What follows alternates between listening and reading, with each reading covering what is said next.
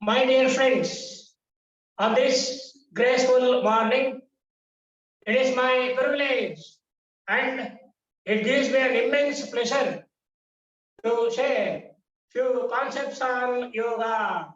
Friends, let us start this new session with Omkara, three Omkaras, followed by salutation to the great Patanjali Maharishi. Now I am sitting in Padmasana, a meditative posture. Friends, this yoga is a practical science. Before entering into the chanting of the wonderful Omkara, let us perform a small experiment on ourselves. Now, what is that experiment? Now, we know that breathing is inhalation and exhalation. We are normally breathing by taking the air inside and putting the air outside. Inhalation and exhalation. Right now, I don't know anything about pranayama. Just I am starting afresh. This is for new students, 3 months course. As I said, inhalation is taking the air inside. In the language of yoga, inhalation is puraka. Puraka is inhalation. Exhalation is called as rechaka. My dear friends, puraka is inhalation, rechaka is exhalation. Before chanting Omkara, the experiment is now while inhalation, while taking the air inside, while I repeat once again, while taking the air inside, like this. Now, can you talk with me? While taking the air inside, can you talk with me? Can you tell me your name?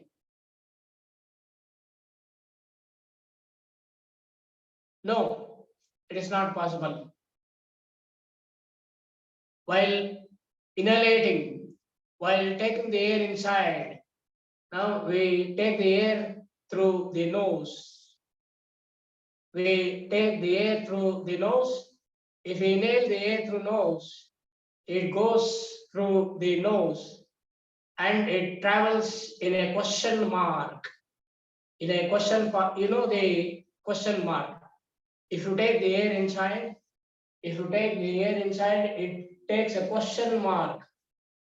In the skull, it takes a curve, question mark, and it comes to the windpipe, the pharynx. In the pharynx, it takes a straight line. It takes a straight line, pharynx, through trachea, through the windpipes. Through the windpipes, the air goes to the two lungs, the respective lungs. We have two lungs, as you know. We have right lung with 3 lobes and the left lung with 2 lobes. It enters the lungs. While inhalating, while taking the air inside, now we have the throat, we have all the systems. While inhalating, as you said, my dear friends, we cannot speak. We have vocal cords, we have all the system, but we cannot speak.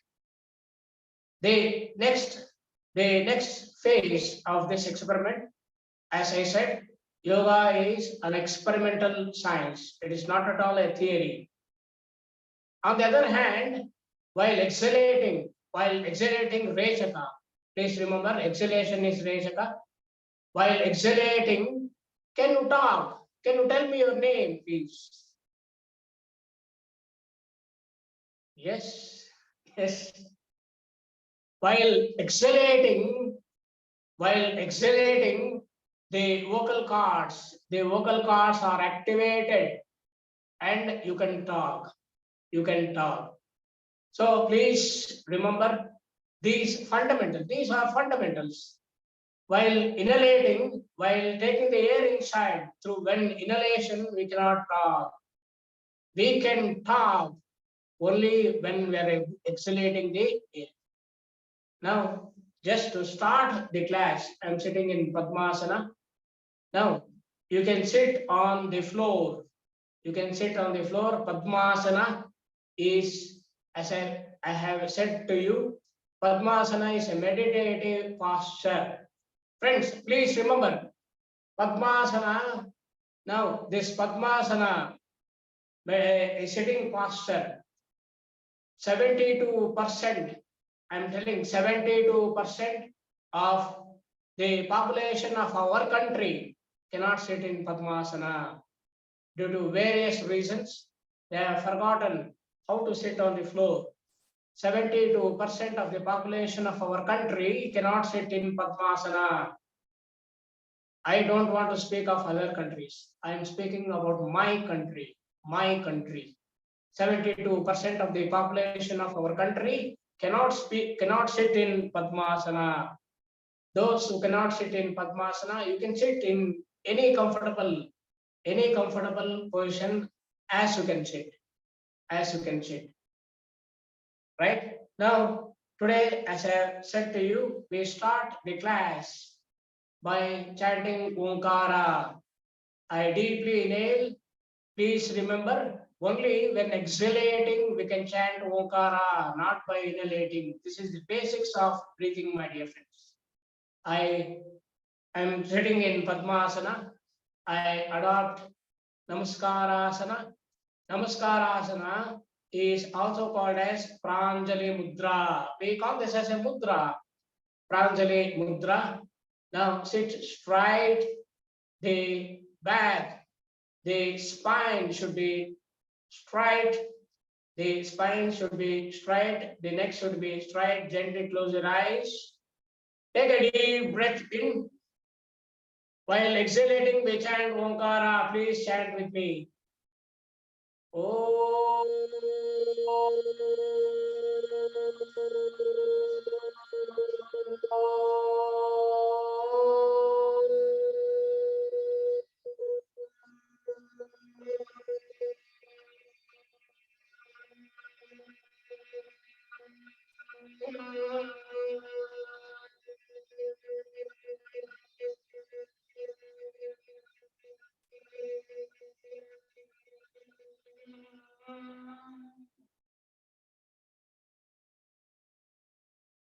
Take the breath inside.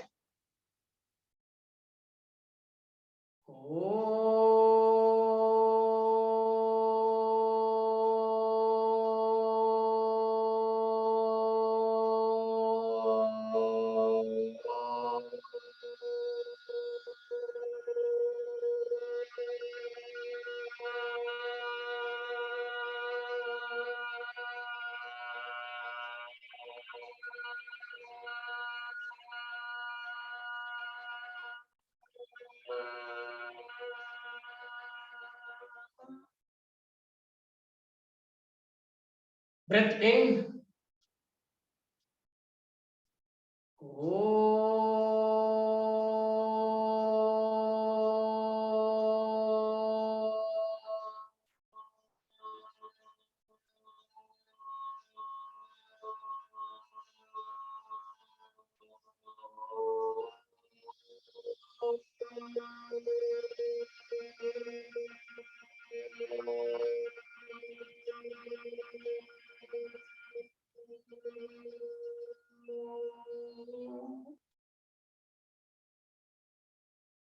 Don't open your eyes. Remain in Pranjali Mudra. Salutation to the great Patanjali Maharshi.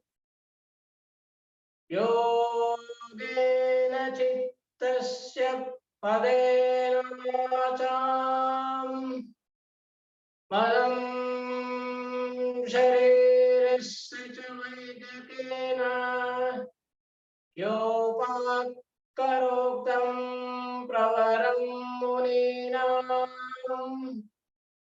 Patanjalim Pranjaliranatosmi. Patanjalim Pranjali Ranatosmi.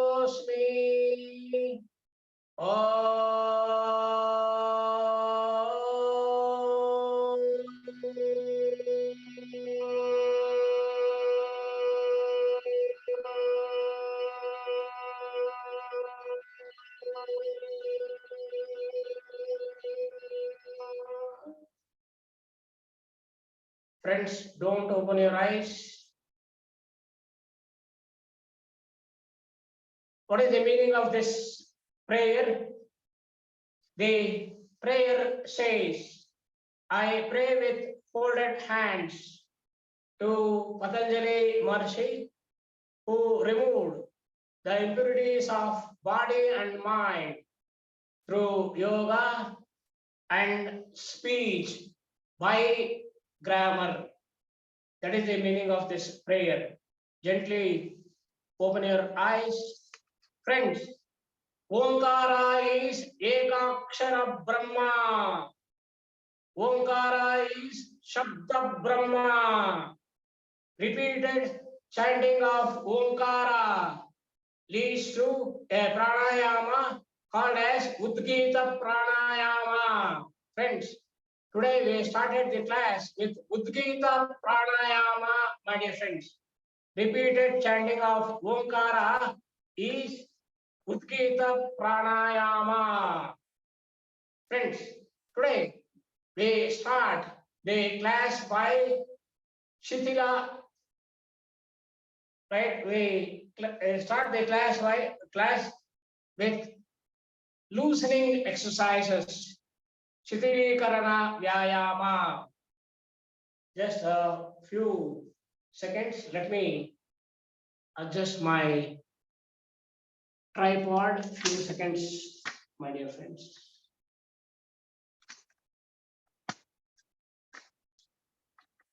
So Shitilikarana Vyayama.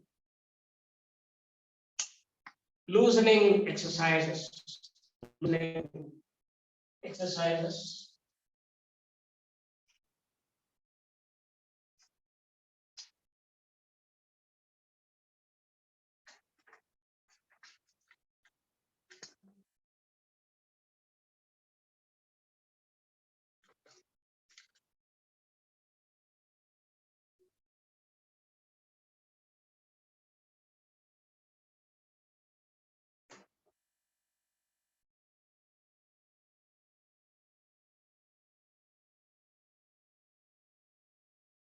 So I have a folded blanket here. I remove this. We shall use this later. I have two blankets, two yoga mats here. I have placed it perpendicular to each other. Now we start with what we call as warming up exercises. Yoga, right? This is the warming up exercises. Yoga running, static running in one position. You're running, yoga running, start very slowly. So you know yoga walking also. So this is yoga running. 1, 2, 3, 4, 5, 6, 7, 8, 9, 10. Just to increase your blood circulation. Just now we have waked up just to activate so many systems. So this is yoga running. Now you lift your legs.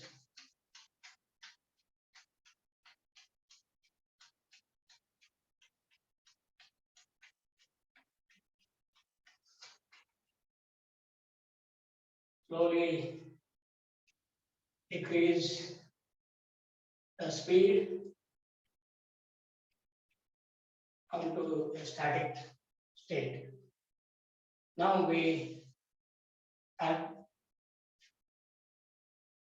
I stand to the right side of the yoga mat. Always they practice, any practice in yoga, we start from the left side. Why we start from the left side? Now, the majority of the population on the globe are right-handed. Very few are left-handed. Now, since we are right-handed, the right portion of the body is already a little more strong than the left side. First, we want to strengthen the weak part.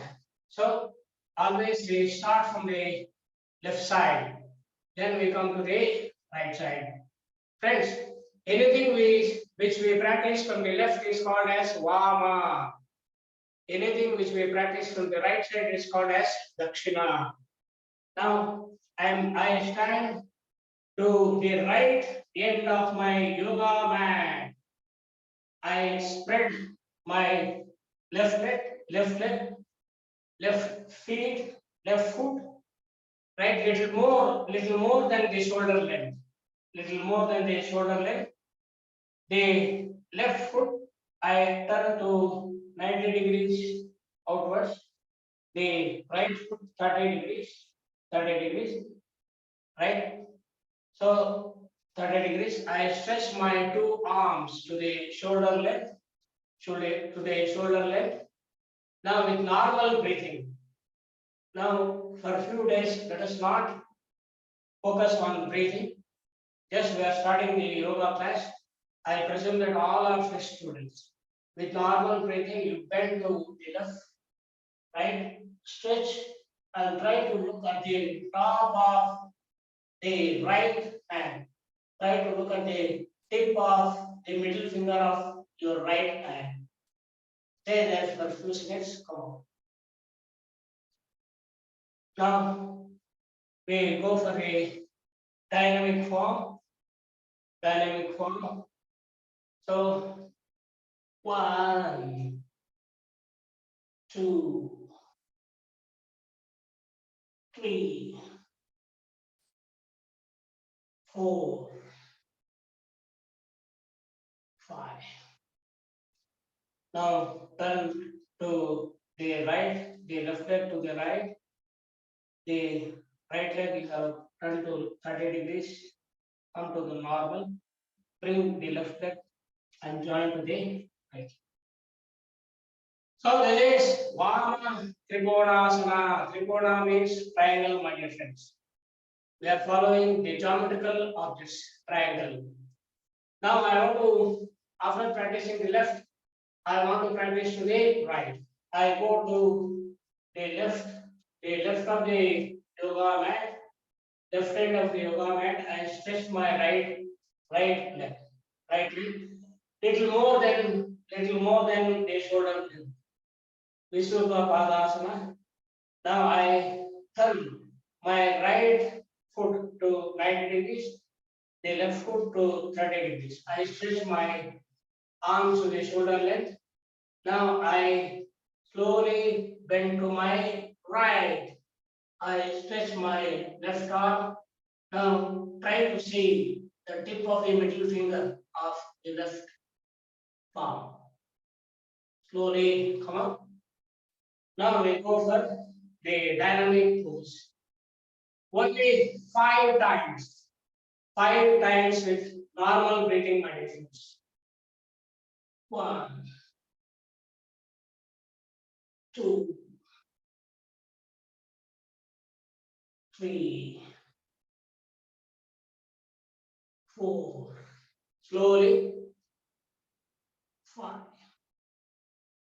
Now turn the right leg to the 90 degrees back. The left leg to again 90 degrees. And bring the left leg and join with your right leg. So this is Trikonasana. Trikona means 3 angles. Trikona, triangle posture. Now there are so many variations in Trikonasana. There are innumerable variations in Trikonasana. So after Trikonasana, they practice Parivruta Trikonasana. These are all dynamic postures. I always, as I said to you, we always start from the Baba. I start with the right of my yoga mat. This is Tadasana. Tadasana. The palm tree pose, mountain pose. I come to the details while discussing the Surya namaskara, my dear friends. I am starting to the right end. Now I spread I take my left foot and spread little more than the shoulder length. The right foot I turn to 90 degrees. 90 degrees.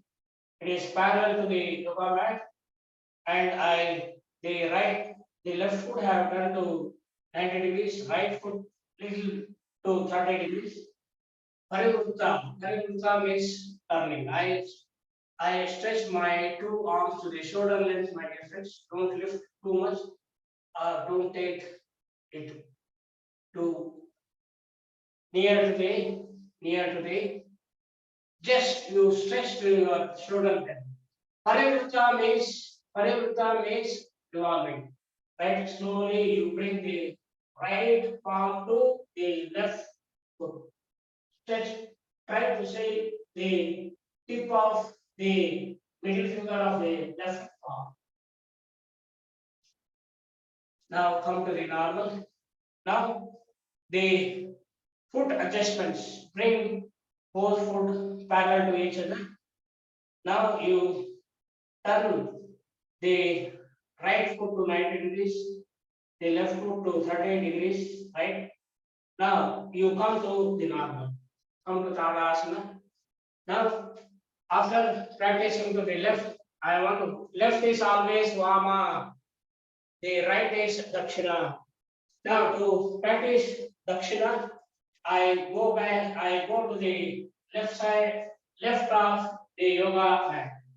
I go to the left of the yoga mat. I stretch, I spread my two uh, feet. I turn the right foot to 90 degrees, the left to 30 degrees, right? I stretch my two arms to the shoulder length. Parivritta Trikonasana. Bring your left palm. Try to bring to the right foot. One. Now you stretch. Now try to look at the tip of the middle finger of the right palm. Stay there for a few seconds. Come on. Right? Now bring the left foot and touch to the right foot. This is Tadasana. Now we go for the dynamic form. Dynamic form of Parivritta Trikonasana. Always I want to start from the left. I stand at the right end of the yoga mat. I stretch to the left. I bring the left leg little more than the shoulder length. I I turn the left foot to 90 degrees outside, the right foot to 30 degrees. Stretch your arms just to your shoulder length. Dynamic form, only 5 times meditations. Left, one, normal breathing. 2, 3, 4, 5. Then come to Tadasana. Now we have practiced to the left side. Vama, Parivritta, Trikonasana in the dynamic form. Now I go to the left side of the yoga mat and starting in Tadasana. Tadasana. Now I take my right foot to little more than the shoulder length. Now all the adjustments. The right foot I turn to 90 degrees, left foot to 30 degrees. Now the knees are straight. Now you stretch your arms to your shoulder length.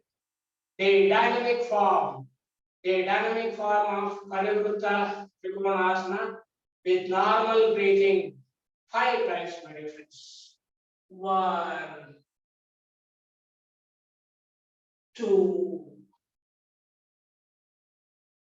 3, 4, 5. Bring both the feet to the organ parallel to each other. Now you bring the right leg and come to the Tadasana. So they started with Trikonasana. As I have told to you, there are so many variations in Trikonasana and Parivrtta Trikonasana in the dynamic form we have practiced. Now, Hastapadasana in the dynamic form. I am standing in Tadasana. I stretch my both arms up. Now better go for Shitila Tadasana. Just you spread your both the feet to the shoulder length. Shitila Tadasana. Inhale, go up. Exhale, come down. Inhale, go up. Exhale, come down. Inhale, go up. Exhale, come down. Inhale, go up. Exhale, come down. Now, another 5 times.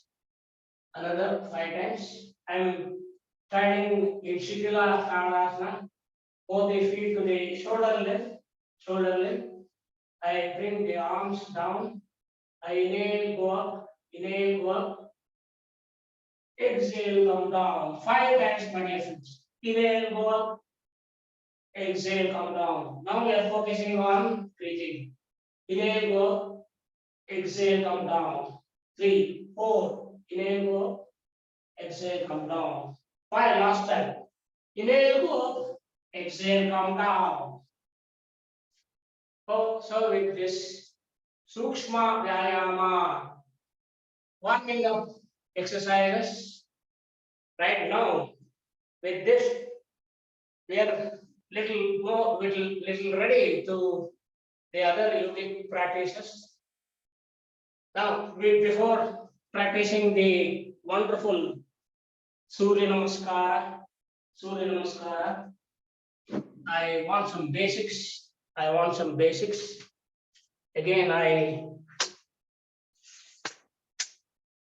adjust my tripod. Few seconds, my dear friends. I want some theory part of Surya namaskara.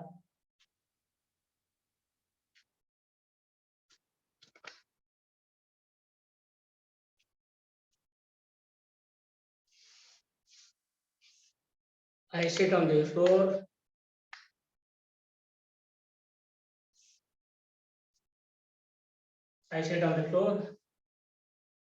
I need some basics to start Surya Namaskara.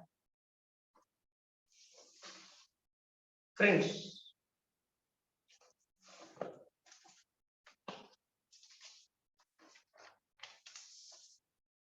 now what are the basics I need? I need 2 mudras here, my dear friends. I need 2 mudras, very, very important mudras. Now we enter the mudras. Now mudras is a very, very big branch of yoga, my dear friends. Now I sit in Padmasana. You can sit in any posture as you are comfortable. Now we go to the mudras. Now if we go to Vedas and Upanishads says Panchabhutatmakam idam shariram. Now this physical body is composed of 5 basic elements. The basic elements are Agni. Now Agni, if I translate to English, it is fire. Benki, Kannada, Agni. Vayu, air. Kali, Vayu, air. Akasha, space. Prithvi, earth, Bhumi. Jala, water, Niru. Now, Panchabhutatmakam idam shariram. As I told to you, this body is composed of 5 basic elements. Now, these basic elements are represented by the 5 fingers on the palm. Mudra is a wonderful science, my dear friends. It's a very, very big branch of yoga itself. Friends, if I adopt a mudra from the right palm, there are thousands of mudras. If I adopt a mudra on the right palm, my dear friends, the left brain hemisphere will be activated. On the other hand, if we adopt a mudra on the left palm, the right brain hemisphere will be activated. Now, if we adopt mudra on the both palm, the entire brain will be activated. You know, we have left brain. Now, the recent research says that on the left brain we have 5 different compartments, and on the right brain we have again 5 different compartments. We have the left brain, right brain. If you adopt any mudra on the right palm, my dear friends, please remember the left brain will be activated. If you adopt any mudra on the left palm, automatically this diagonal, the right brain will be activated. Now we have 5 beautiful fingers. This is, the thumb. The biggest finger is thumb, and you call this as the index finger. Now this is the middle finger. Now this is the ring finger, and this is the chota finger, little finger. Now this is thumb. Now Panchabhutatmakam idam. This thumb represents Agni. Agni is fire. Now we have Agni Tattva. In our body. Now this Agni Tattva is always represented by the eyes. Now, do we have Agni? Do we have Agni? Fire in our body? What nonsense you are speaking? Do we have Agni in our body? Yes, we have Agni Tattva, my dear friends. Now this Agni Tattva is always represented by the 2 eyes. What are the Agni Tattvas we have? What are the fires we have? Digestive fires. Digestive fires. In Sanskrit, we call this as Udaragni. Which is the bile juice, which digestion itself is a big science. Now, bile juice, Udaragni. The temperature of the body is also a part of the fire. Temperature of the body.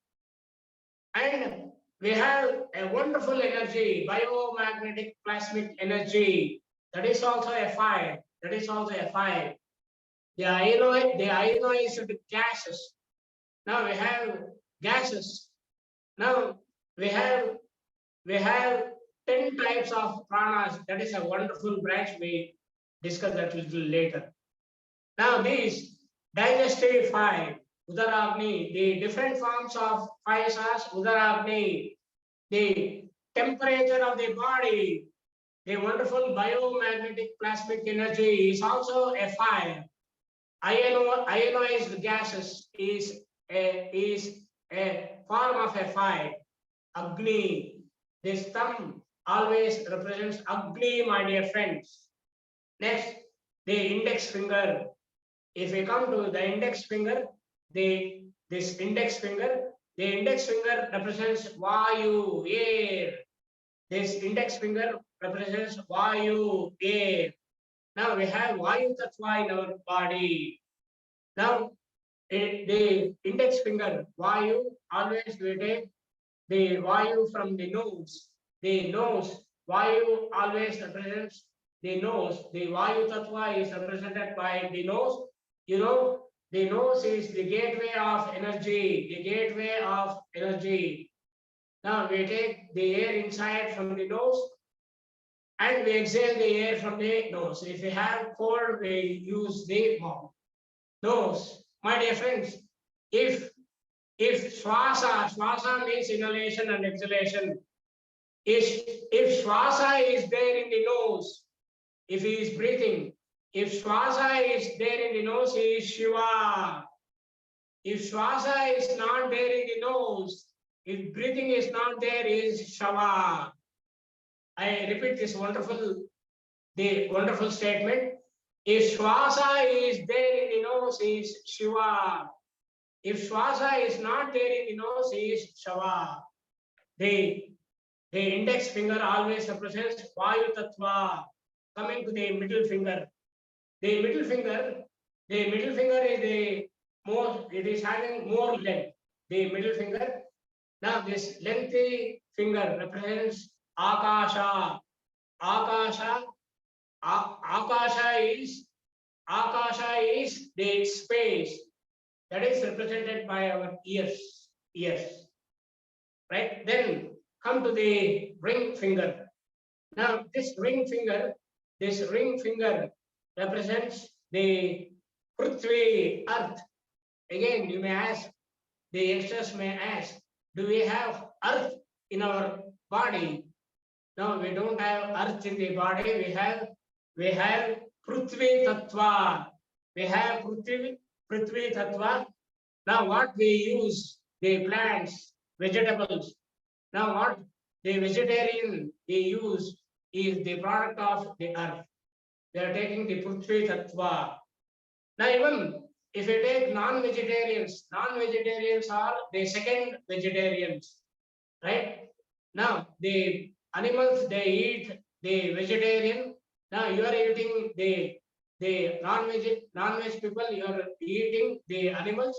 Animals are vegetarians. So vegetarians, non-vegetarians, my dear friends, are second vegetarians. And coming to the little finger, the chota finger, the little finger. Now, although this finger is small compared to the other fingers, now it represents the water, Jala Tattva. Now, this is the chota finger. 70% of our body is composed of water. Only water. 70% of water. Now, in the form of fluids, in the form of blood, like in the form of blood, we have even the fluids in cerebrospinal fluid. We have cerebrospinal fluid. The saliva in the mouth is the Jala Tattva. The urine we pass is Jala Tattva, my dear friends. So this thumb is Agni. Now the index finger is Vayu. This index finger is Vayu. Now the longest is the space, middle finger. The ring finger represents the Prithvi Tattva, earth element. Now this chota finger, the chota finger is the Jala Tattva, Vayu. Pancha Bhutatmakam idam shariram. Now if I hold my this index finger, if I lock this with the thumb, this is Vayu Mudra. This is Vayu Mudra. Now this is Akasha Mudra. Akasha Mudra. Now this is Prithvi Mudra. This is Jala Mudra. Now there are thousands of mudras.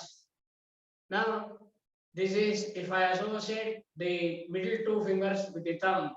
Now this is prana mudra. Now if I touch the tip of the index finger with the tip of the thumb like this. Now this is chin mudra.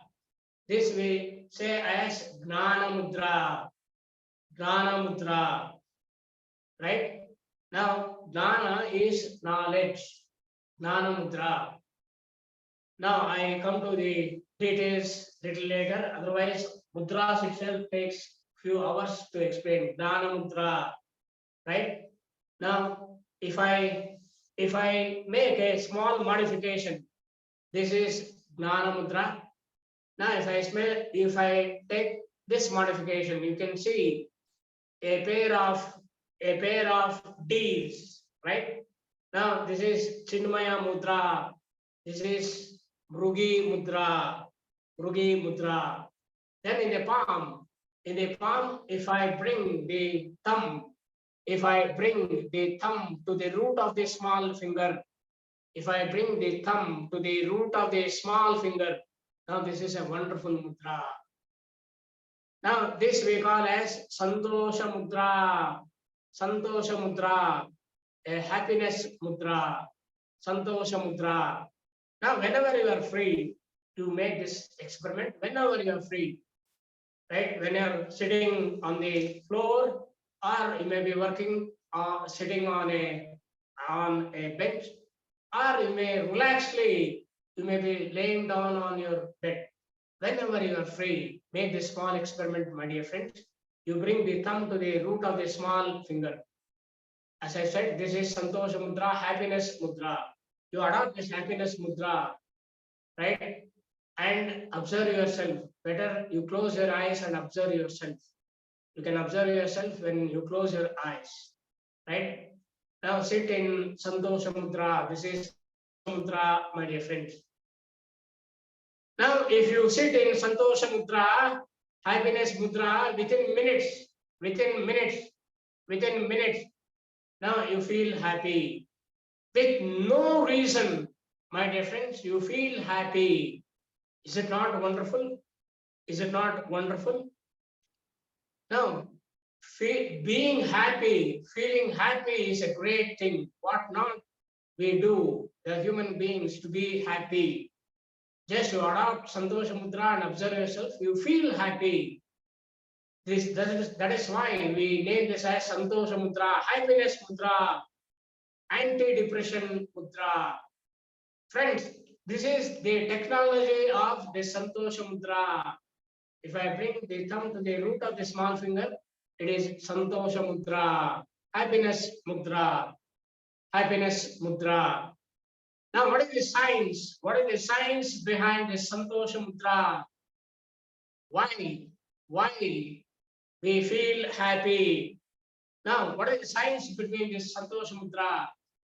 Now, if we adopt any mudra, now so many hormones are released in our body.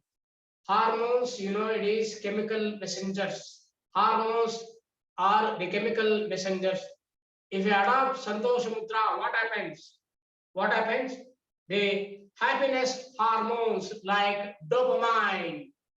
Now, I take this opportunity only to explain one hormone in small detail.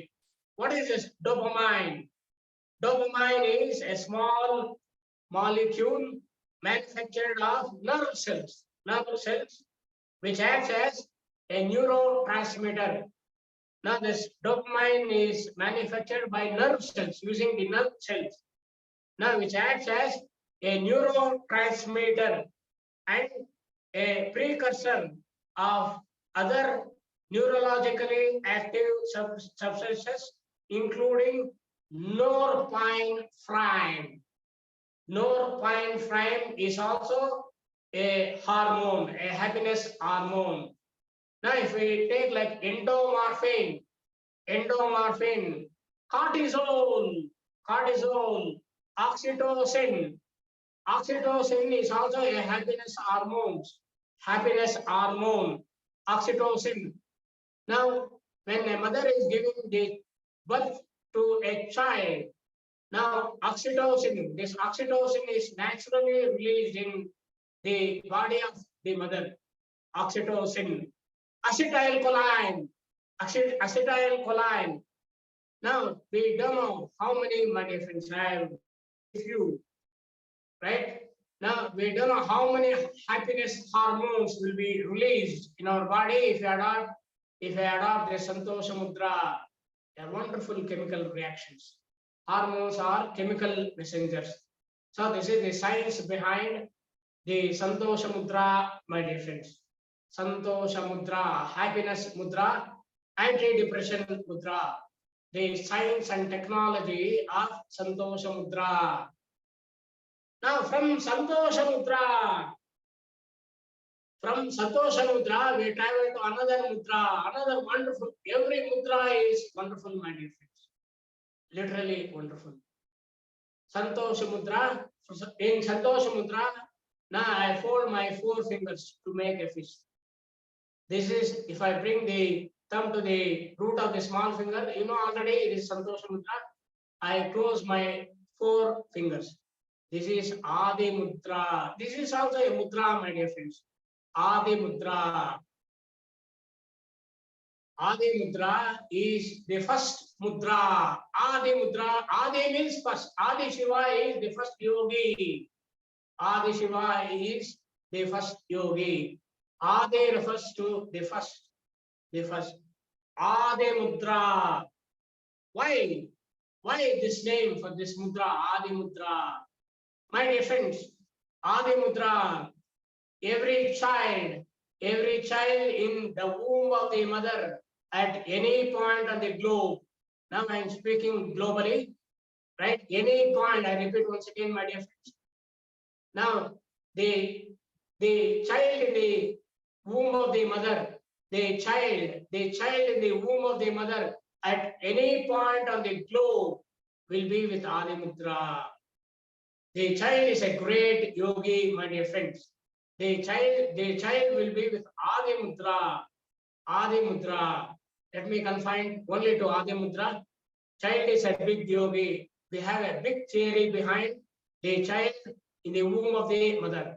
The child will be with Adi Mudra, in the womb of a mother. Why? Why only Adi Mudra? Why not other mudras? My dear friends, Adi Mudra regulates the circulation of the blood of the child in the womb of the mother. I repeat once again. Now, this Adi Mudra regulates the circulation of the blood of the child in the womb of the mother. In the womb of the mother, the child will be with Adi Mudra, the first mudra of the child, before taking the birth.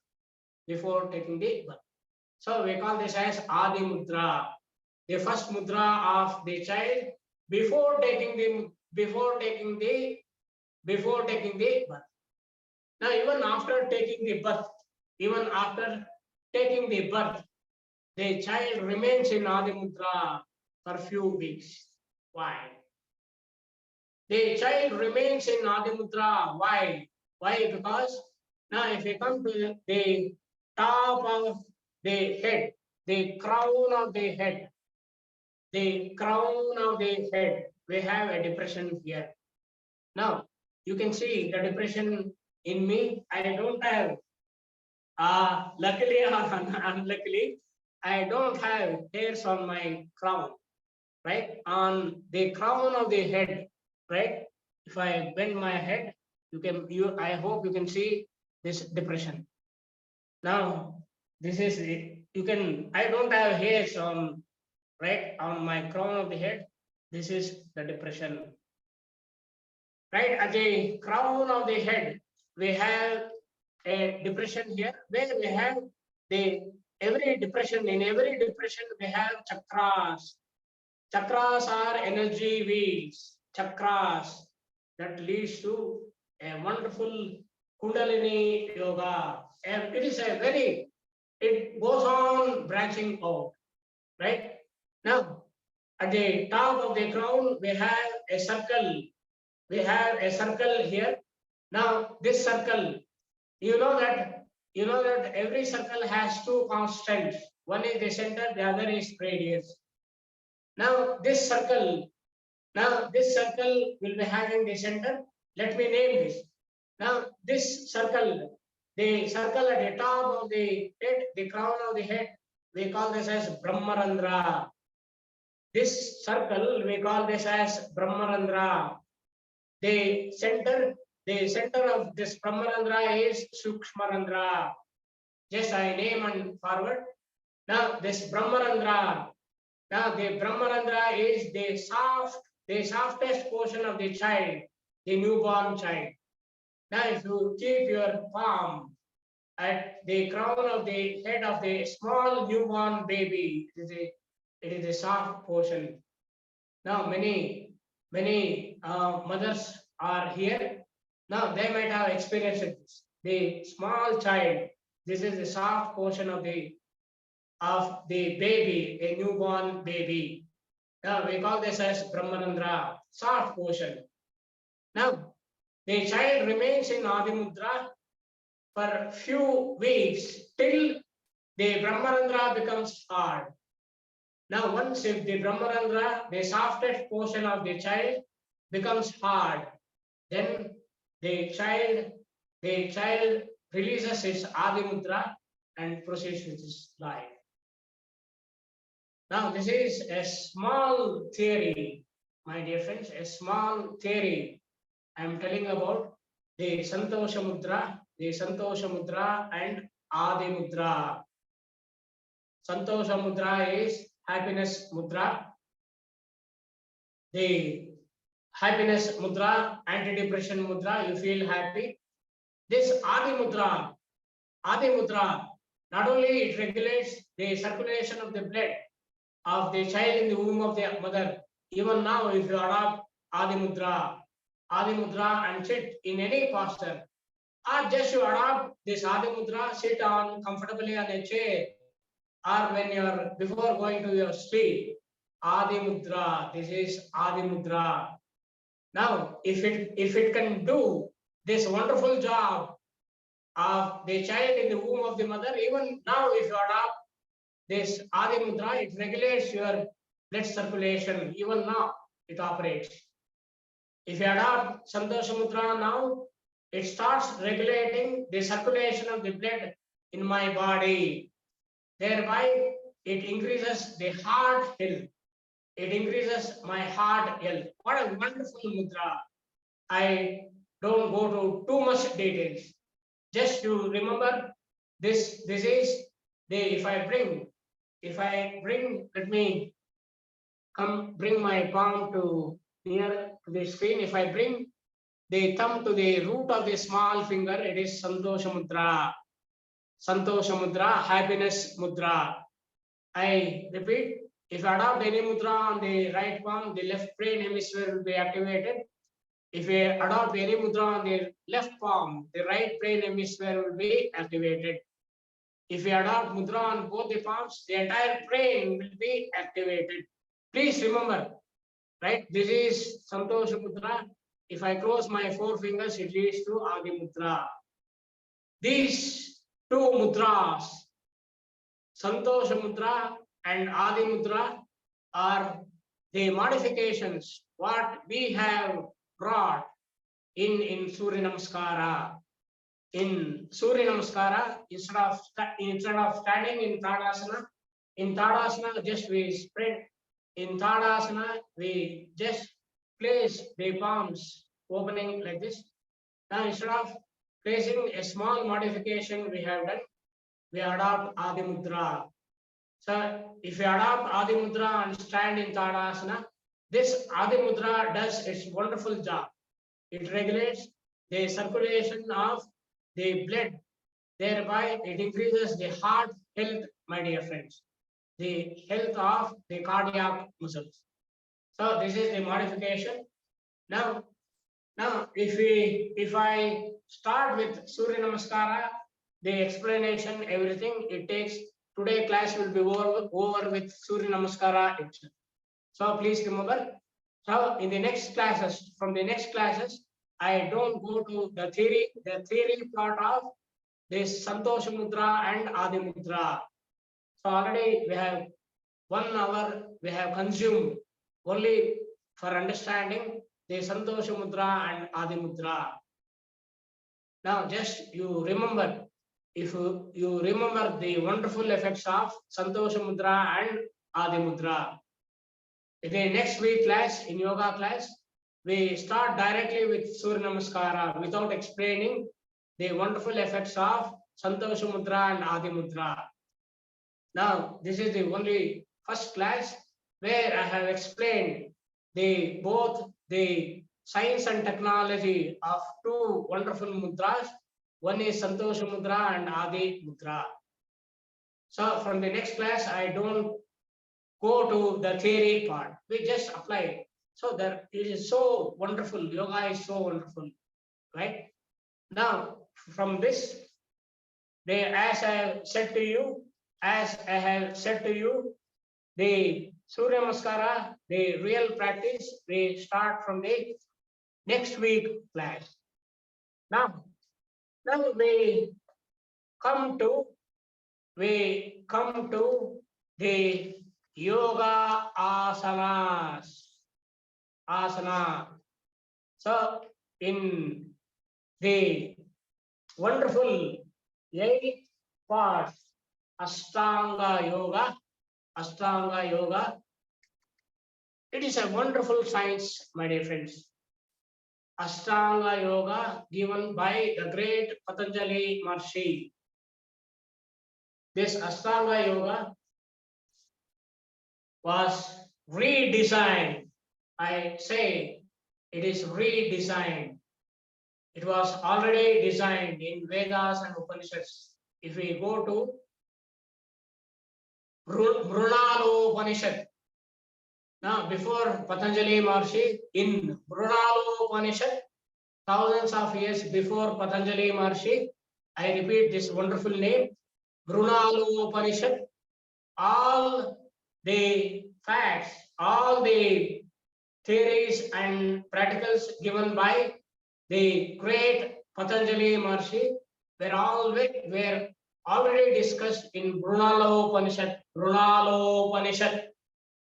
Now, Upanishad is the end of Vedas, my dear friends. Upanishads are the end of Vedas. Before Brunalopanishad,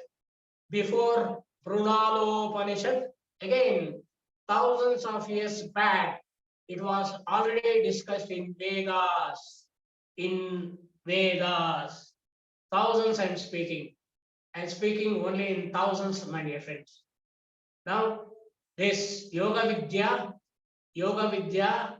how it originally emerged.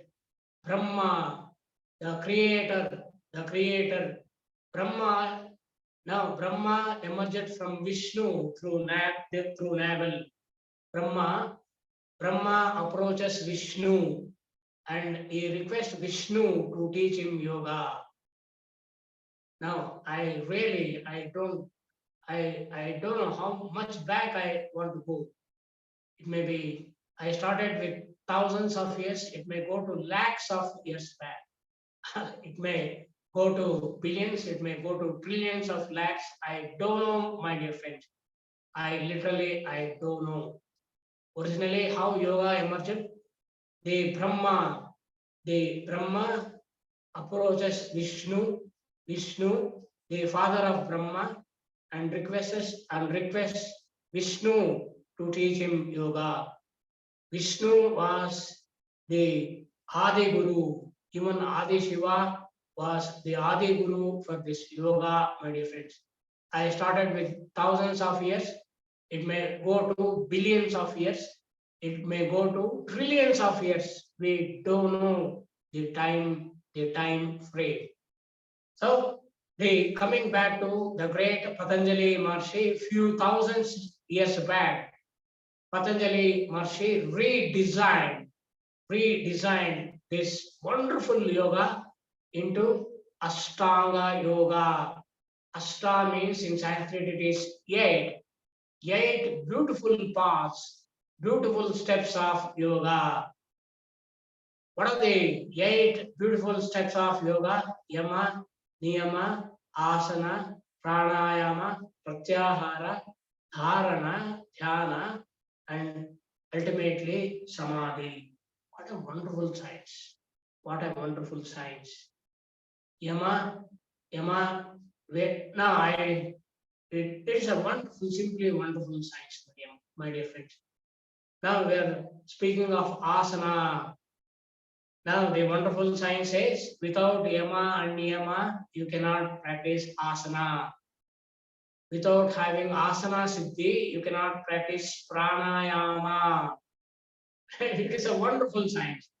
Now we are speaking only to the peripheral, the surface of yoga, might even not, I can say it is not a surface also. To enhance the basic health, we are practicing this yoga, my dear friends. Yoga itself is a wonderful science. It is a wonderful science. In one line, I can say this yoga escalates. It makes a man to a superman. This is a wonderful science which transforms a man to a superman. You may ask, what is a superman? Is it the superhero in the films? No, I'm not speaking of the film superhero, Superman. Superman. What is the concept of Superman in yoga? Now that Superman can dictate Panchabhutas.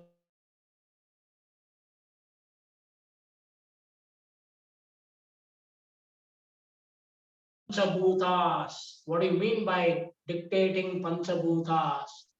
That is command. That is command. Rain comes, rain showers. At his command, rain stops. He can control Jalatattva.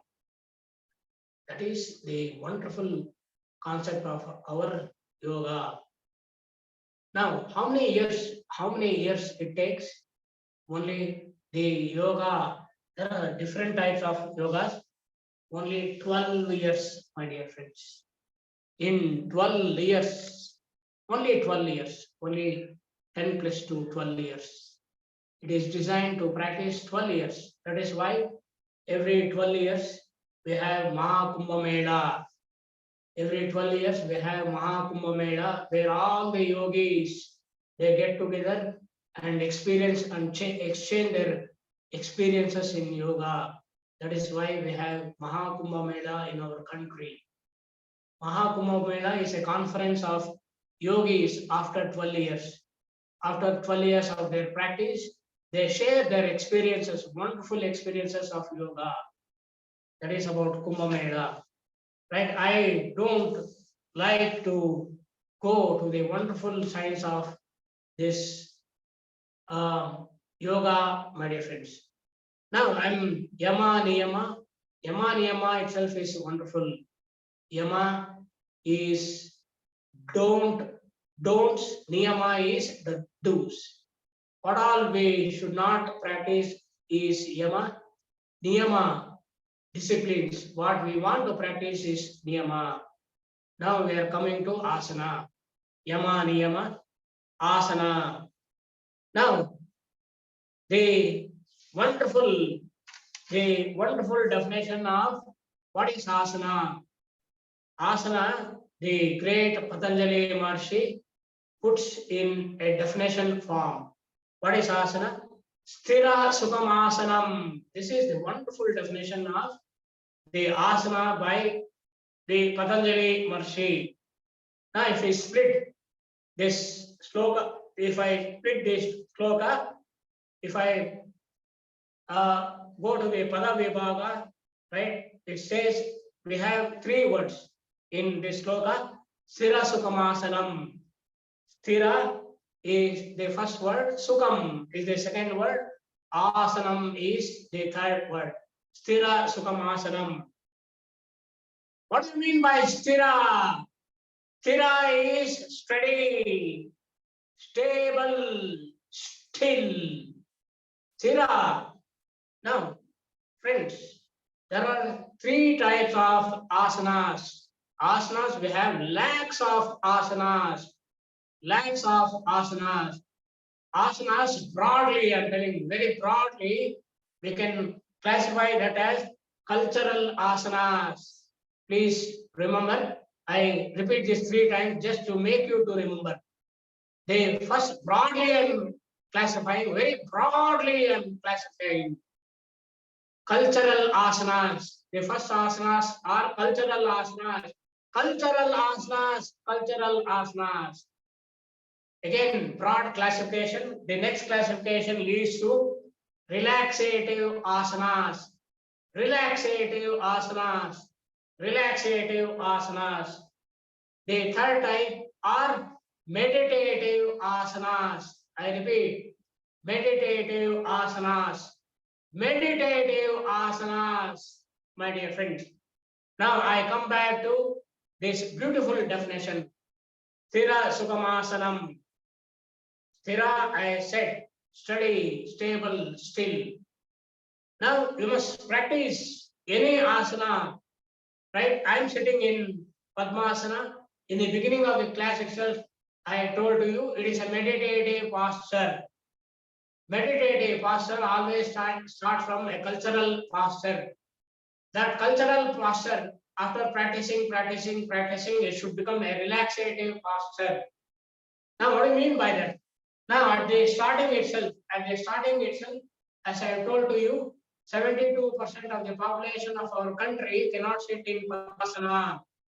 Now, if you start practicing Padmasana, you cannot sit completely in Padmasana. If you adopt Padmasana, you have a wonderful law. Any asana has three stages, my dear friends. One is the entering the asana, the other is the staying in the asana, the third stage is coming out of asana. These three stages are extremely important.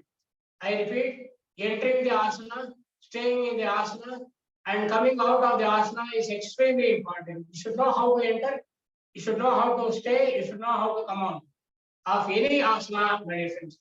Now I am sitting in Padmasana. You cannot. Now you can, we have a wonderful lock here, and the two thighs are on the two thighs. The back of the two thighs. The back of the two thighs are completely on the floor. We call this as Padma Pita, my dear friends. The entire Padma Pita is on the floor. Now, in the first day, the bending the legs at the knees is itself is a difficult job. I come to the details of Padmasana. Sthira Sukamasanam. A cultural posture you start.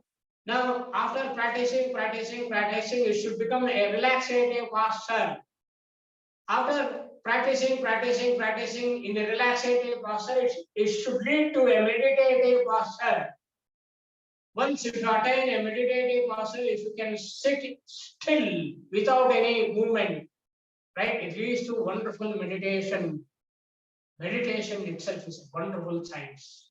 Meditation, a wonderful journey inside, is a wonderful science, my dear friends. Meditation, through meditation, you go to Yama, Niyama, Asana, Dhyana, Dharana.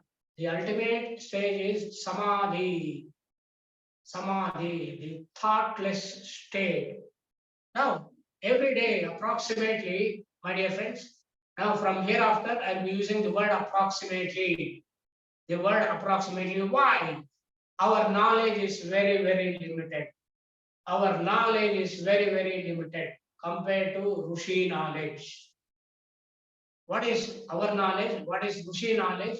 Well, we go on speaking about all these facts little later, right? So, Samadhi, the thoughtless state. Approximately, I come back to my favorite word, approximately. Why? Because we have very, very, very, very limited knowledge. Approximately around 50,000 thoughts emerges in our brain, right? Emerges in our brain. 50,000, whether you like it or not. 50,000 thoughts emerges in our brain. So the samadhi or yoga nidra. Now, if you start practicing the yoga nidra or the meditation, very near brother and sister, they are brothers. Yoga nidra and meditation. Yoga nidra is very near to meditation, where the number of thoughts, right, go on day by day. The number of thoughts go on decreasing, Samadhi, as I have told you, is a thoughtless state. If you enter samadhi, a thoughtless state, the Brahmananda, the ultimate joy, the ultimate joy, I'm repeating 3 times. The ultimate joy on the planet is Brahmananda. That emerges in the thoughtless state. So that is the ultimate joy on this planet. Right? Now please excuse me, my dear friends. Today it may be a little theory class, but it is needed. You should know what you are practicing, what a wonderful science you are entering, right? Which is a treasure of our country, my dear friends. Designed by our Rishis and Marshis, Munis and Marshis, thousands of years back, right? Now it may be a little theory itself, no problem. We have 3 months, right? So many weeks, so many hours. We slowly come to practice also. It is a practical science. Today I started the class with inhalation and exhalation. So many thousands, lakhs of times we have inhaled and we have exhaled. We don't know how we talk, whether inhalation we can talk or exhalation we can talk. So today it will be a theory class, my dear friends. Now, yoga is not theory. Yoga is absolutely a practical science. So, sthira sukhamasanam. Sthira means steady, stable, still. Sukha means happy, no pain, no pressure points, So that is the sukha, that is asanam. Sthira sukhamasanam. If you can stay steadily, right, stable, with still, without any movement, right, without any pressure points, right, if you can stay without any movement, that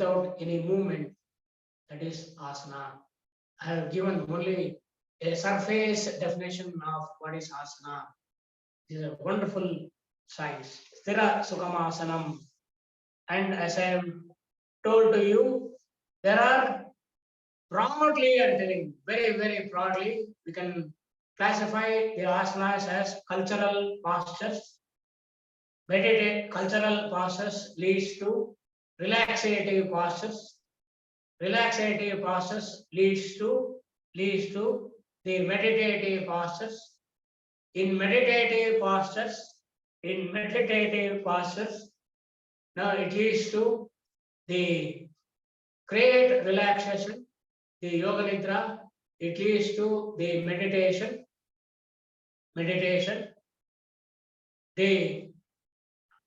The final step of Ashtanga yoga is samadhi. Samadhi is not, I'm not speaking of the graveyard. That is not the samadhi.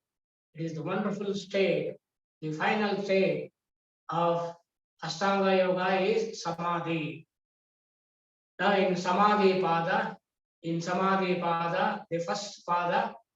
Now first pada, if we start reading first pada, you cannot understand ABC. Now even to read the Yoga Sutras, now we cannot start from Samadhi Pada. It becomes Greek and Latin for us if we start from Samadhi Pada.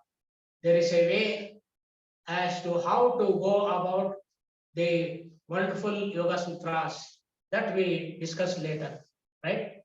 So I was just few minutes, few seconds back, I was speaking about samadhi state, the ultimate, the thoughtless state, samadhi. Samadhi is related to Sarsara Kamala, the thousand petaled lotus. Samadhi state. Now, if just a few minutes, my dear friends. Now again, we shall go back to the child in the womb of the mother. In the starting of the class, I told to you, the child in the womb of the mother is a great yogi, my dear friends. The child in the womb of the mother, at any point on the globe I'm speaking, is a great yogi, irrespective of caste, creed, and so many things what we have branched out. Every child in the womb of the mother, at any point on the globe I'm speaking globally, is a great yogi. Is a great yogi. I started with Adimutra. Every child in the womb of the mother will be with Adimutra, my dear friends, which you know now. Adimutra regulates the circulation of the blood of the child in the womb of the mother. Now, the pregnancy. Now, a pregnancy is a great state where now today this pregnancy, we in our country we see it is a divine state, pregnancy. Nowadays pregnancy has become a disease, right? Lot of scannings, lot of administration of the drugs. I don't like to enter to that. Now, if you take the scan of a baby, if you take the scan of the baby in the womb of the mother, now if you observe the baby in the womb of the mother in the scan, there are so many types of scanning. Now every baby in the womb of the mother will be having a smile on his face. Every child. It will be having a divine, let me add this word, a divine smile. Every child in the womb of the mother will be having a divine smile on his face. Why? What is enjoying in the womb of the mother to have the divine smile? Whenever we enjoy, whenever we are happy, we have the divine smile. Why the divine smile in the womb of the mother of the baby, right? Divine, why the divine smile? Please excuse me. It is becoming a theory class. Please excuse me. And eventually we go to the practicals of Yoga Nidra meditations. At least we shall have the practicals of Yoga Nidra today. Please excuse me, it has become a theory class. Now, why the child will be having a beautiful smile in the womb of the mother? Every child in the womb of the mother will be enjoying that samadhi state. As I have told you, samadhi is the final stage in yoga. It is a thoughtless state. Now, if you attain that thoughtless state, the Brahmananda, always the Brahmananda is coupled with the thoughts. If thoughts become zero, that Brahmananda arises. The ultimate joy on this planet, the ultimate joy. The child in the womb of the mother, every child in the womb of the mother will be enjoying that Brahmananda. It will be in the Samadhi statement. Every child is a great yogi. It will be in the Samadhi state, enjoying that Brahmananda, my dear friends. The ultimate joy. The ultimate joy. So every child, what a gift. The child in the womb of the mother, what a gifted yogi it is. It is already in Brahmananda state. It is already in Samadhi state without practicing anything. Just by staying in the womb of the mother, it is a great yogi which has timed the Samadhi state. Right? After taking the child, the child will be separated by the mother by cutting the umbilical cord. It will be separated, right? And it remains in Adi Mudra for few weeks. After the Brahmananda becomes hard, the Adi Mudra will be released and it continues with the journey of the life. Journey of the life. Now, suppose a small example, my dear friends. Now, in the journey of the life, if that child becomes the most successful men or women on the planet, suppose, let me say, he becomes the richest on the planet. Now, my dear friends, please excuse me. I don't know who is the richest on this planet right now. Please excuse me. Please excuse me. Just for my example, I don't know. Literally, I don't know who is the richest on the planet. Please excuse me. Just for my example, let me take Bill Gates. Bill Gates is the richest on the planet. He is the richest on the planet. Go to Bill Gates and ask him, Mr. Bill Gates, you are the richest on the planet. Are you happy? Immediately, now this is the answer given by all the toppers of the world. Bill Gates, the richest on the planet, immediately says, no, I'm not, sir. I'm not satisfied, man. Sir, you are the richest on the planet. Why? I don't know. He says, I don't know. I'm sorry, I don't know. Why? Why? Now the child already has enjoyed the Brahmananda, the ultimate joy on this planet. He takes birth, right? He may be successful as the richest man on the planet, but the joy, the being the richest on the planet doesn't match with Brahmananda, my dear friends. Brahmananda, what he already has enjoyed in the womb of the mother, right? That doesn't match. Now the beauty is that Brahmananda can be enjoyed within you. When you go to deep meditation, right? If you are still, if all 50,000 thoughts become zero, then the Brahmananda arises. That is the Samadhi state. Patanjali Maharshi says there are 10 types of Samadhis, my dear friends. What a beautiful science of our country. That Samadhi state is also there are 10 types. There are 10 types. Beautiful science. So, he may be the successful man materialistically. Now he is searching after the birth, right?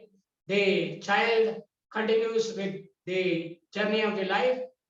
What he is doing? He is searching the Brahmananda. He is searching the Brahmananda, what already has enjoyed in the outside world. Which is impossible. Now, even Bill Gates may be the richest on the planet. That state cannot match with Brahmananda, my friends. There is a huge gap. No doubt it is a great achievement, being the richest on the planet. But I'm sorry, that happiness state doesn't match with Brahmananda, the ultimate joy on this planet. The final stage of a yogi, the Samadhi state. So that is Brahmananda, Sthira Sukha Asanam. Sthira Sukham Asanam means, Sthira means steady, stable, stillness, without movement. You want to stand. Without movement, you want to stand. Sukha, happily, no pressure points. That is Asanam. Asanam is a wonderful journey. From the cultural postures, relaxative postures, and meditative postures. I'd like to take a small example here. Bahubali, a great warrior, a great yogi in Jainism. Bahubali was a great warrior. So in the war field itself, Now, some transformation occurred him. He standed still in Tadasana, the palm tree pose. We all discussed this in later. What is Tadasana? What is palm tree pose? He stood still while standing, and that was a cultural posture. Standing. That Tadasana became a relaxative posture for that Bahubali. He stood still there for 12 years. That great warrior became a great saint. He became a Mahavira, a Tirthankara of Jainism. Right? Now, that is the wonderful journey of a cultural posture to a relaxative posture. That relaxative posture leads to meditative posture. Meditative posture leads to Samadhi state. Samadhi state is the ultimate joy on this planet. Already, every child in the already we have every human being on this planet have enjoyed that Samadhi state, the ultimate joy. Already, he was a great yogi, but he doesn't know uh, how to re-enjoy that Samadhi state. A small practice of the Ashtanga Yoga. You go to any Karma Yoga, Jnana Yoga, Bhakti Yoga, or you come to Royal Raja Yoga. Now we have so many choices in our country, right? We have wonderful science in our country, my dear friends. So that is the basic definition of Sthira Sukhamasana. Sthira Sukhamasana. Now, please excuse me. It has become a theory class. So from the next class, I don't define what is Santosha Mudra. I don't speak the theory of Adi Mudra. We directly proceed to apply to different asanas. We apply in even Surya Namaskara, a wonderful exercise, a set of 12 exercises put in one practice in Arohana and Avarohana form. So in yoga classes, we practice Surya Namaskara. In the Sunday class, done by Yoga Vyayama. The Saturday class is yoga, asanas, pranayamas, yoga nidra. Sunday class is yoga vyayama, yogic exercises done by Angamardana, where we learn how to massage our body. Angamardana, Swayam Angamardana. Angamardana itself is a great treasure of our country. Angamardana, and eventually both in Saturday and Sunday, we commonly practice Yoga Nidra, a great deep relaxation. My dear friends, I learned the basics of yoga. I have so many teachers. I learned the basics of yoga traditionally from Palladi Sri Raghavendra Swamiji, my dear friends. I stood at his feet in his ashrama for 21 days, Mula Yoga Shikshana Shibira, right? Now in midterm holidays, he was having this Mula Yoga Shikshana Shibira. When I was a student of second BSc, second degree, I went to his ashrama, stayed there and learned the basics of yoga, my dear friends. The basics of yoga. And yeah, I told you I have multiple gurus. When after my retirement from my job, I was working as professor of mathematics in the the number one college in our state, the Jain College, Jain University. Very recently, we hosted Khelo India, and in Jain University, we bagged the maximum gold medals, the maximum medals in Khelo India, the university games. I served in that extreme, the I don't have any words, right? Jain College has given the mathematics. My subject is and was, and my subject was mathematics. I was mathematics professor in Jain College, which gave the bread and butter to me.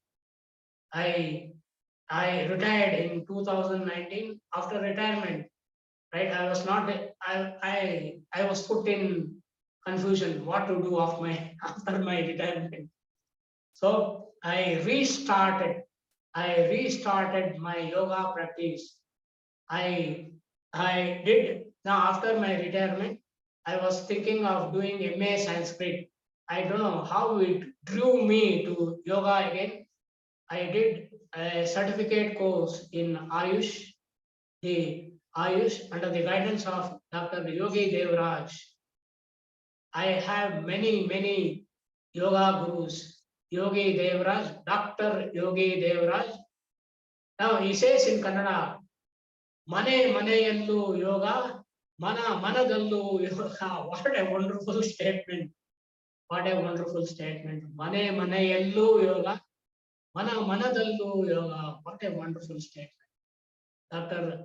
Yogi Devraj, the Vice Chancellor of the American Yoga Universities, is my yoga guru. Is my yoga guru. Meditation, meditation, meditation. The Yama Niyama Asana, Dharana, Dhyana, meditation, Samadhi, meditation, meditation. I have many gurus. Meditation, I learned meditation from uh, uh, Saroja Gullapalli Madam, Melbourne, Australia. I learned the basics from her, my dear friends. Meditation, meditation. Actually, I learned meditation. Now, one class we invited. Right now, I'm not sorry. One lady from PMC, Pyramid Meditation Center. One lady came to our college. She taught the basics of meditation. The meditation journey started like that. I learned meditation from Saroja Gullapalli Madam, Melbourne, Australia, and Ayyappa Pindi. Now, these were the students of Patriji, Subhash Patriji. Who doesn't know Patriji? I learned the basics of meditations from these great gurus, my dear friends. And I, after my retirement, I retired myself, as the Professor Venkatesham sir always says. This is the this is the statement when giving the farewell in my college. Professor Venkatesham sir, electronics professor, now he is the principal of the sports Jain University in Kanakpura. A wonderful this is the first university in the country where we have both sports and academics. I am so privileged. After retirement, I served there for 1 full year. I enjoyed that stay there with wonderful budding sports. Just academically, I was teaching mathematics. Now, teaching sports people is a different thing. Really, they are heroes, budding heroes. So after retirement, right, after attaining the certificate course from Ayush Ministry, I was redirected to yoga, my dear friends. Now I am doing the research under the guidance of Dr. Uh,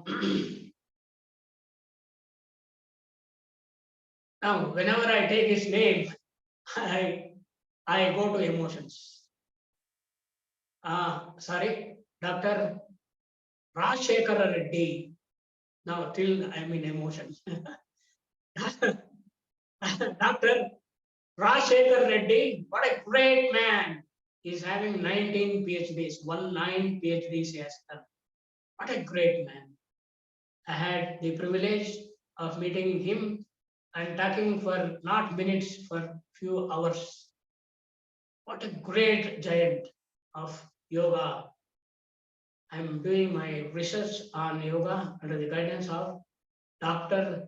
Rajashekara Reddy. So this is how my yoga journey is continuing.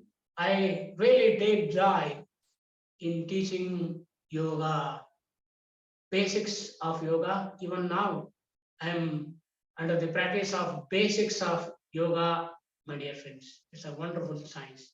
It's a wonderful science. Few minutes are left.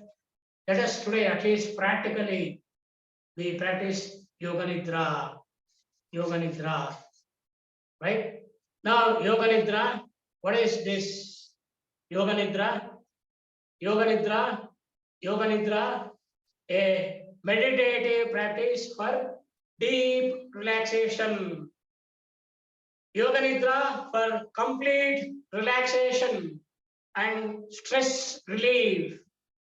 Yoga nidra, it is a yogic trance, my dear friends.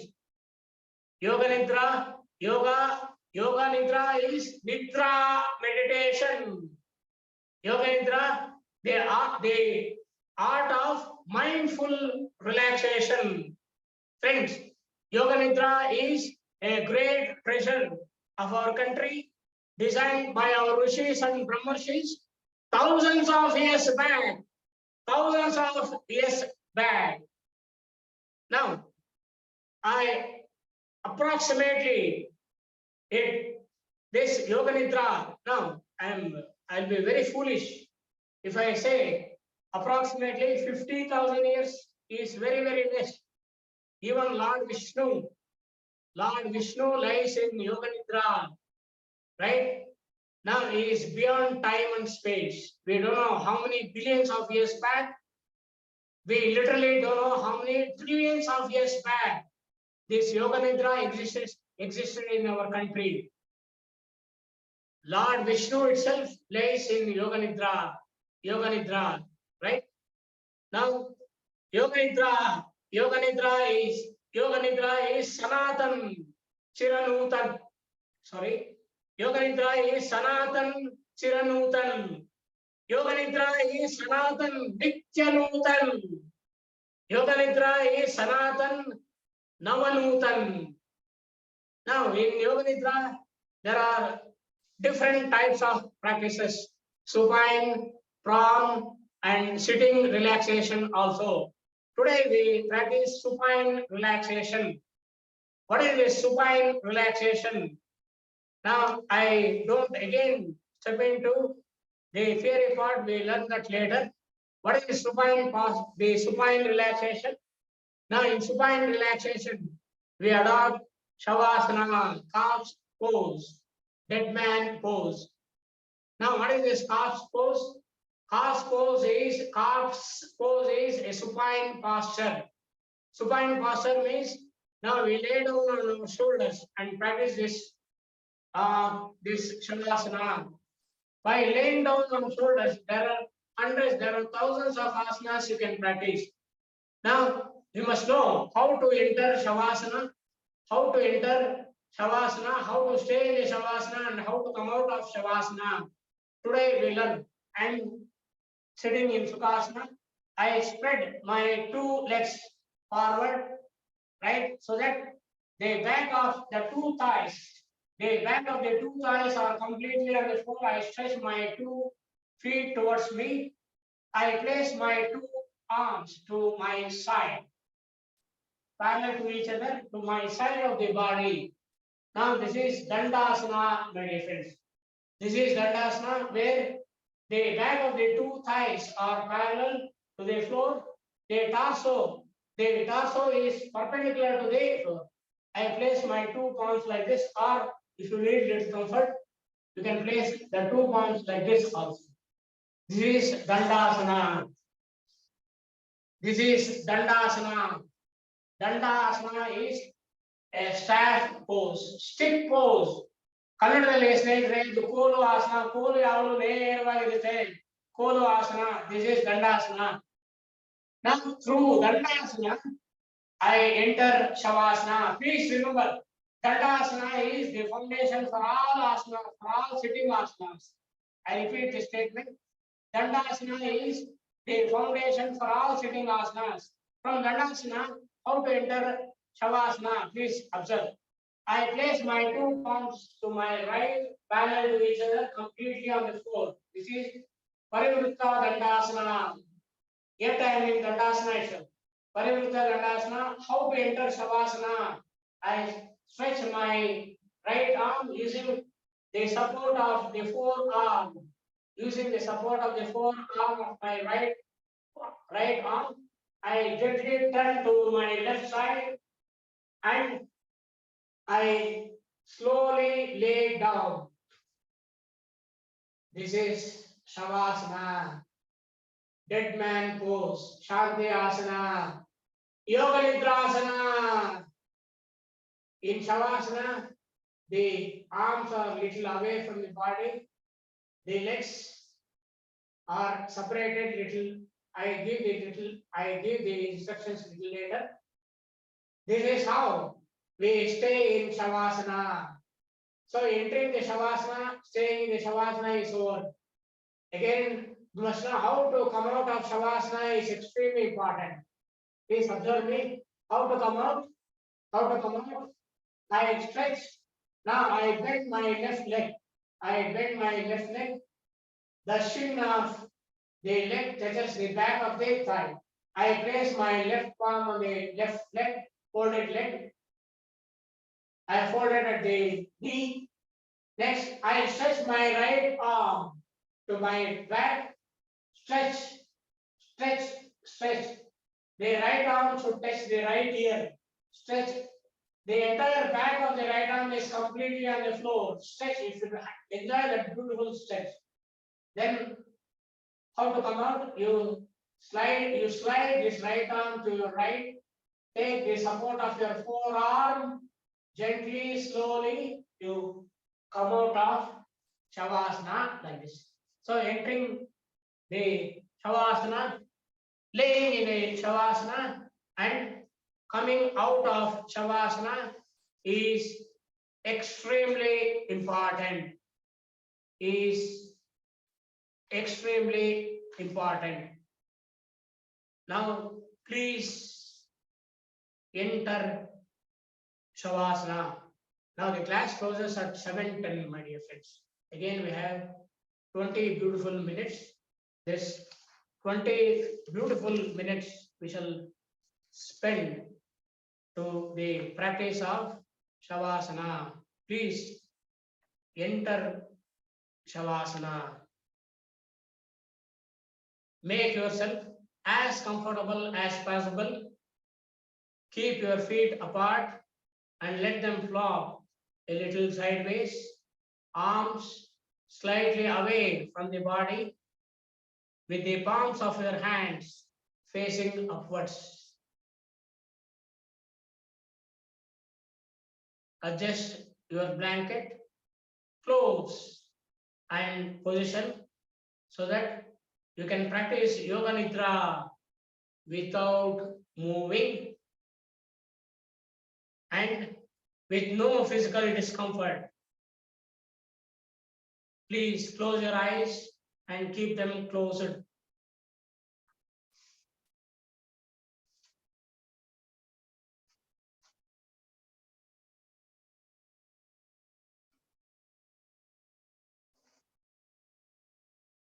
Observe your natural, normal breath without moving the body, without encouraging the mind. Begin relaxation today. If you are wearing a spectacle, kindly remove and keep it aside. I am operating by giving instructions to you. I don't remove my spectacle. Please don't open your eyes.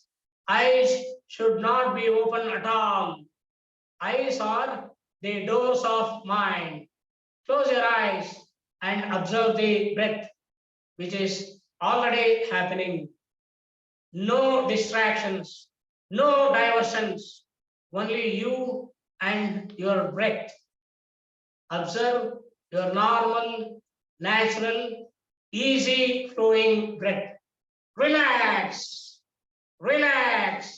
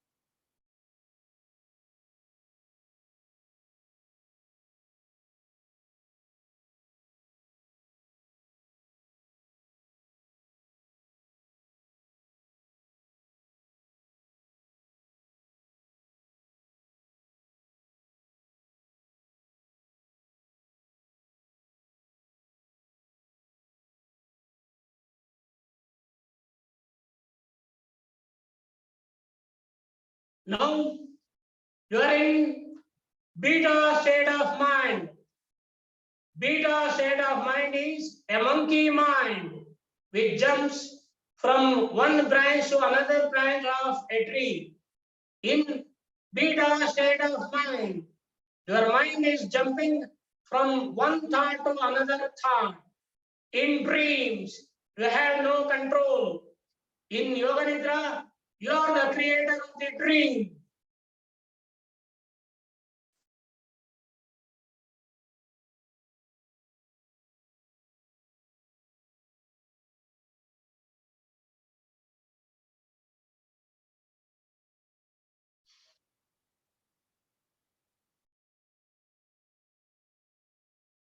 Say to yourself mentally, I will not sleep. I shall only listen to the voice. Repeat again, I will not sleep.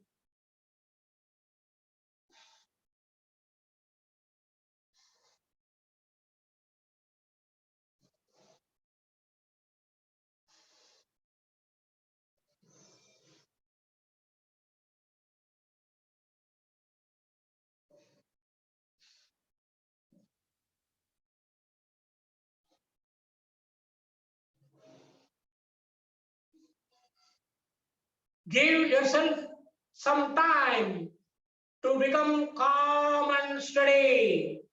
Take a deep breath, and as you breathe in, feel calmness spreading throughout the body.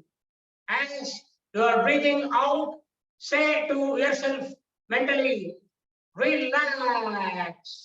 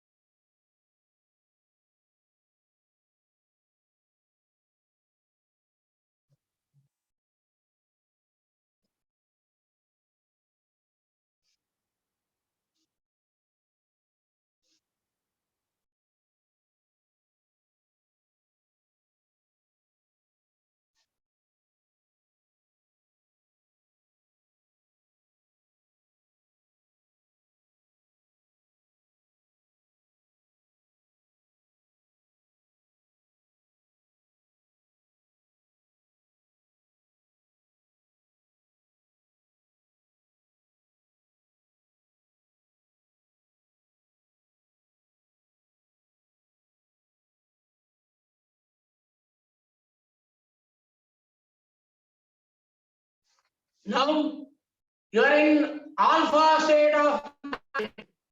Alpha state of mind is a positive mind. Alpha state of mind is a happy mind. Alpha state of mind is a balanced mind. Bring your awareness to relaxation. Become aware of sounds in the distance. Become aware of the most distant sounds that you can hear.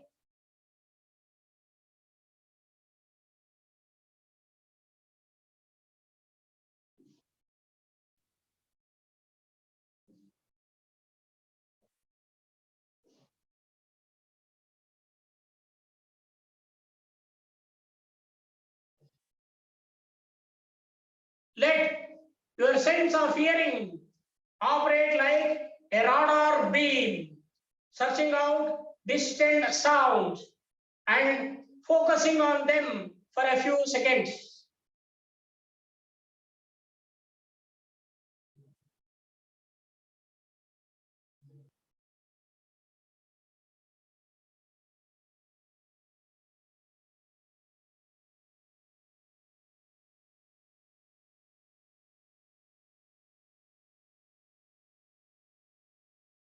Move your attention from sound to sound without attempting to identify the source.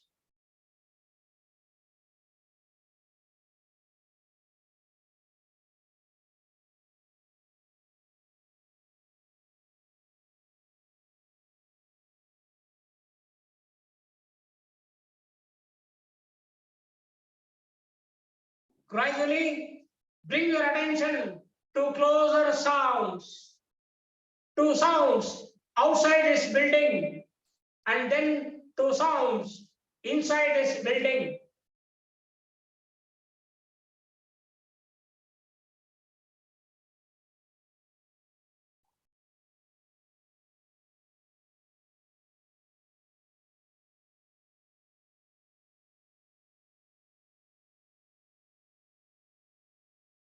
Now, develop your awareness of this room without opening your eyes. Visualize the four walls, the ceiling, the floor, your body lying on the floor. See your body lying on the floor.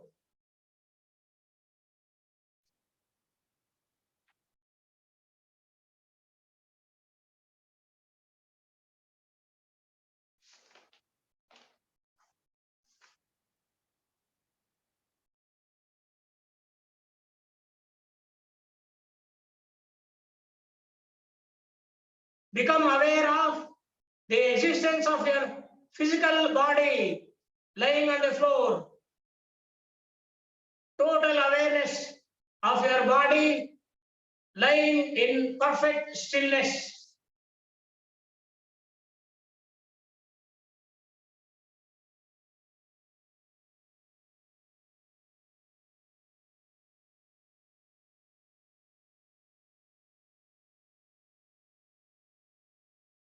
The body is lying on the floor. Develop your awareness of all the physical meeting points between your body and the floor.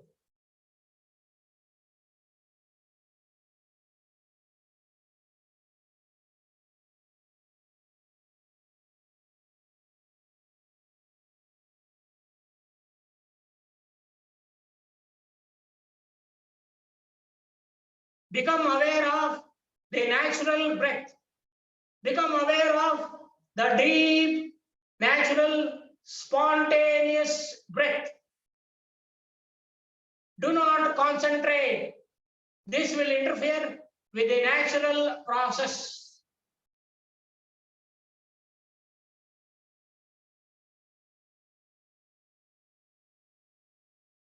Keep on listening to me and know that you are breathing.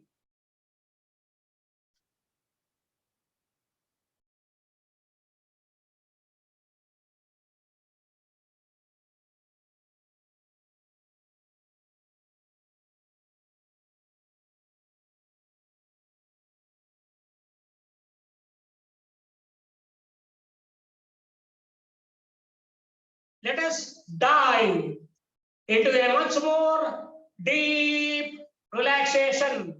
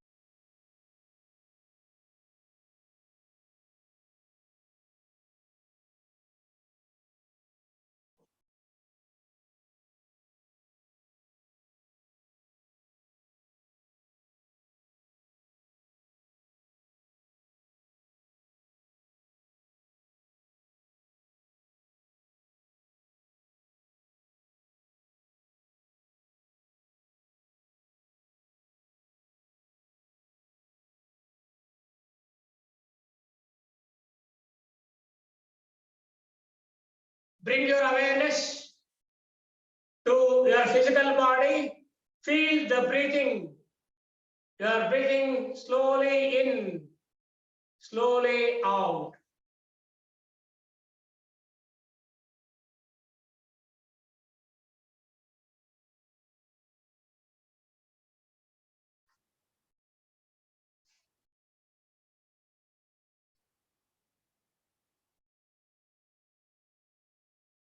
Bring your awareness to the conclusion of Yoga Nidra. Become aware of your breathing. Become aware of your natural breath.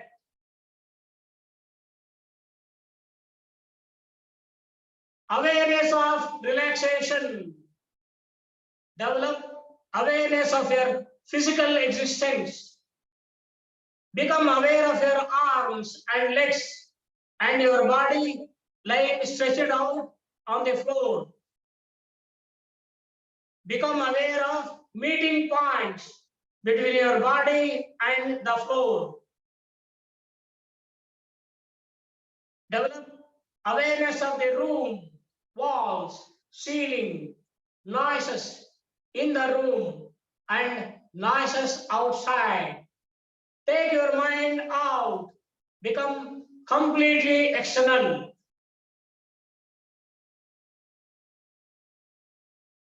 Lie quietly for a few moments and keep your eyes closed. Start moving your body and stretching yourself. Please take your time. Do not hurry.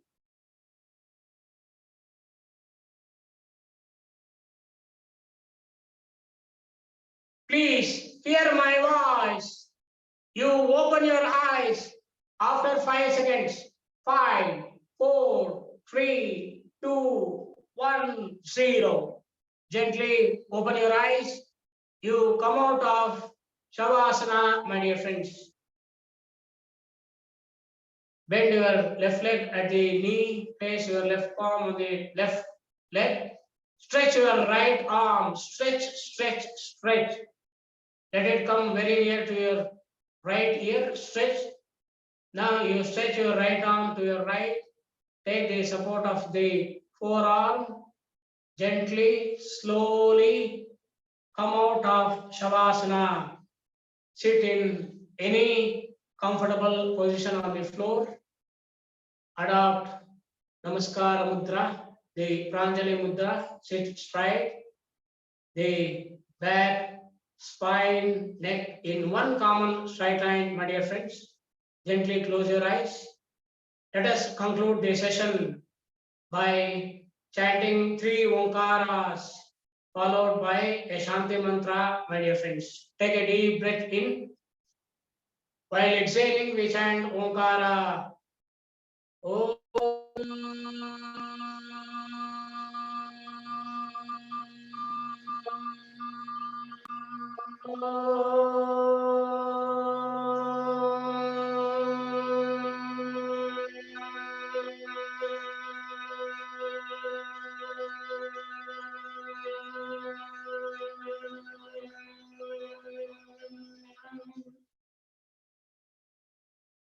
Breath in.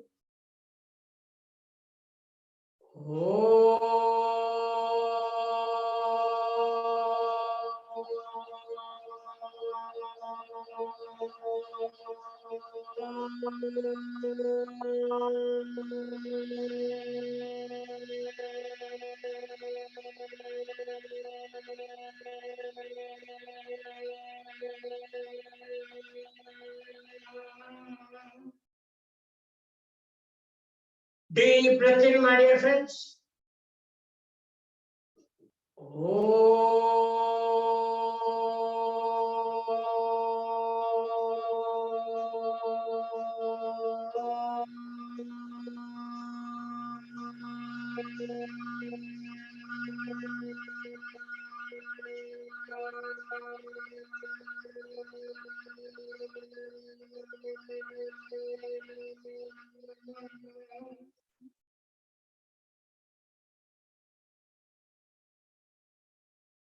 Shanti mantra. Om सर्वे भवन्तु सुखिनः सर्वे सन्तु निरामयाः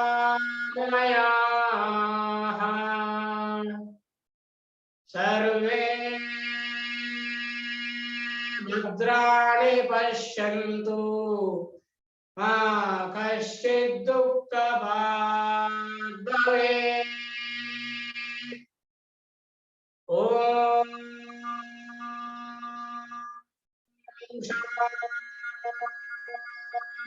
शान्ति शान्ति शान्ति. Don't open your eyes, rub your palms. Only 9 times, not more than 10 times. It is very, very sensitive. Make a cup of it and place it on your closed eyeballs. Biomagnetic plasmic energy.